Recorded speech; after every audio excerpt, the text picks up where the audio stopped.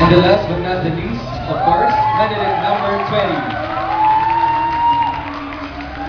So I think, she is the tallest candidate we have for the next search. So candidate number 20 is being the tallest, more of a disadvantage or advantage?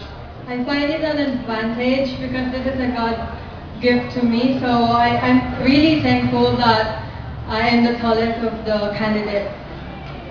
And guess what? With a beautiful body and beautiful face like this, aside from modeling and beauty pageant, she also has an interest in playing video games and online games. Would you like to tell us something about that?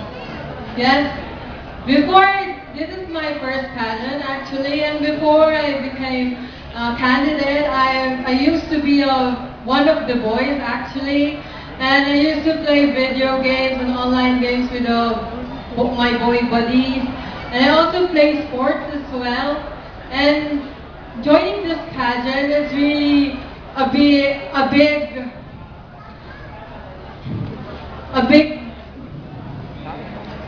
experience for me.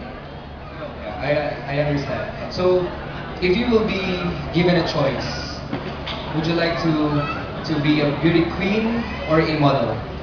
Of course, I would like to be a supermodel because that was my greatest dream.